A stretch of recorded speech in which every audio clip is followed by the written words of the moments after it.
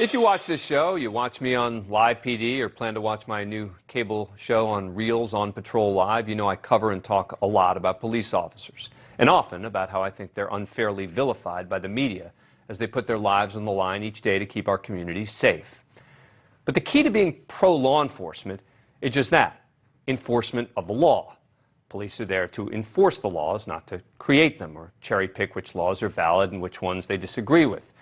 So it's troubling to me that there's a movement within a small sector of law enforcement to do just that. In Colorado, more than a dozen sheriff's candidates in counties across that state are campaigning under the banner of so-called constitutional sheriffs. These are elected law enforcement positions where the sheriffs do have enormous autonomy, but these candidates seem to think it would be up to them to assess the validity of the laws and not just ensure people abide by them. The movement formed around an organization called the Constitutional Sheriffs and Peace Officers Association, which believes that, quote, the law enforcement powers held by the sheriff supersede those of any agent, officer, elected official, or employee from any level of government when in the jurisdiction of the county. And, quote, the vertical separation of powers in the Constitution makes it clear, they say, that the power of the sheriff even supersedes the powers of the president. So they're saying they follow the supreme law of the land, the Constitution, and that gives them the authority to ignore anything that they believe violates the Constitution.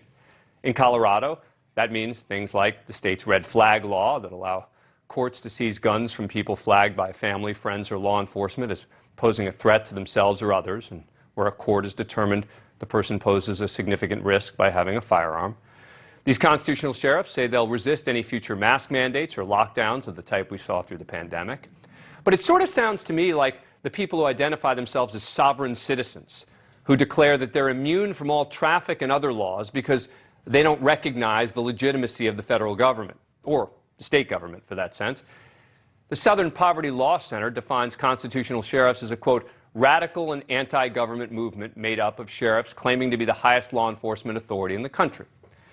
Joining me now is Todd Watkins, one of the candidates for sheriff in El Paso County, Colorado, which includes Colorado Springs. As part of his platform, if elected, he pledges to, quote, nullify laws, mandates, orders that are not constitutional. Mr. Watkins, thank you very much for coming on the show. Appreciate it. So if I understand this correctly, if you are elected, you and not the legislature or the courts get to decide what is or is not constitutional?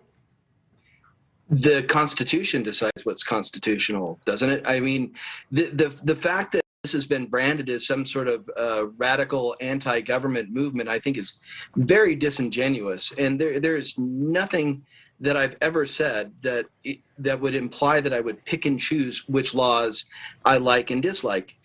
The Constitution is the supreme law of the land. It has been since it was ratified in 1789, and there are mechanisms for amending it. The Constitution has been amended 27 times. I don't understand why it would seem radical to uphold the Constitution and abide by it. I mean, my dad was a cop. My son's a cop. Pro-law enforcement. We got 3 generations of that in my family. I was a Border Patrol agent for 24 years, as pro-law enforcement as you can get.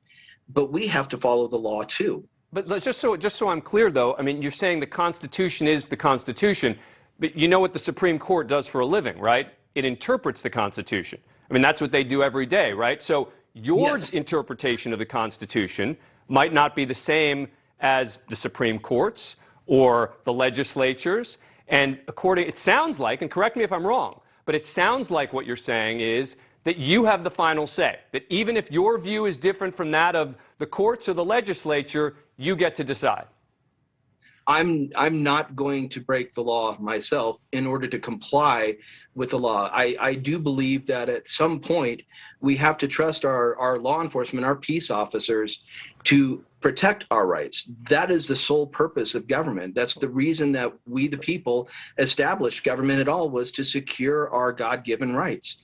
And this is not but we have statutes, right? I mean, am I wrong? I mean, it's not the God-given rights that you're protecting, it's the statutes, right? They're written to be enforced. That's what law enforcement is, right? It's the enforcement of the laws. And you're saying, and I take you at your word, that you are very pro-law enforcement. It sounds like you've been law enforcement all your life. Your family's all in law enforcement. Law enforcement is about enforcing the laws. So I just don't quite get how in some cases you seem to believe that your interpretation of what the law ought to be becomes more significant than what the courts or the legislature have determined that it is. It's not an opinion. I mean, I think it's based on objective fact. Whose objective fact? I mean, since you brought up the red flag law, let's look at that. We take aside the problem with guns. Guns are a very hot button issue right now in this country, and understandably so. However, the red flag laws, at least the one that stands in Colorado, and by and large, I think that any of them throughout the country, they run afoul of some other amendments also, 4, 5, 14.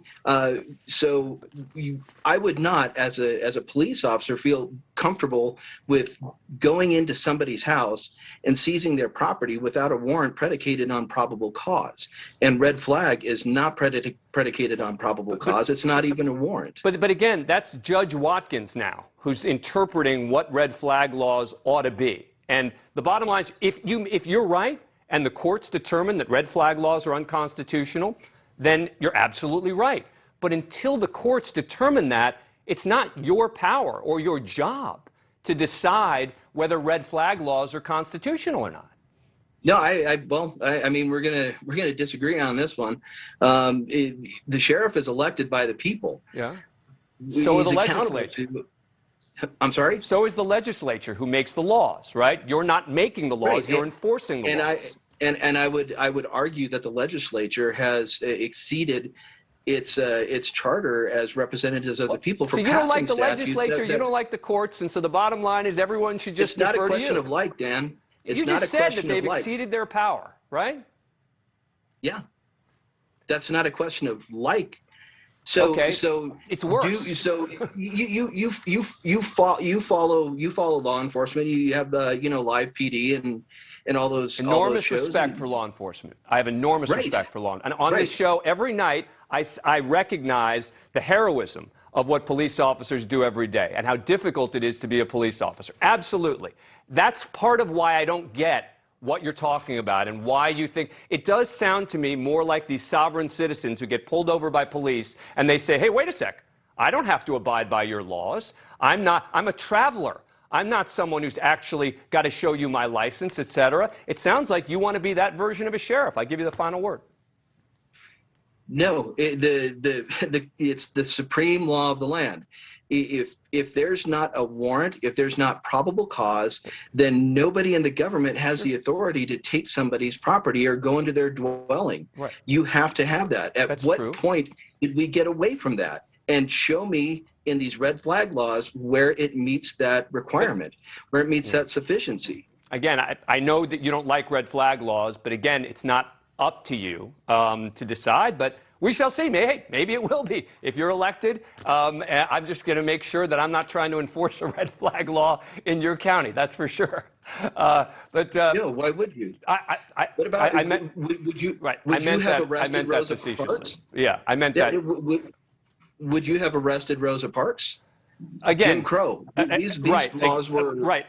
Again, for you to compare the Rosa, so you're saying it's civil disobedience, right? So again, once we have our law enforcement engaging in civil disobedience, we're getting into some troubling areas, and there's certainly no comparison to Rosa Parks. But anyway, Todd Watkins, we shall follow the election. Thank you for coming on the show and having the conversation. I appreciate it. Sure.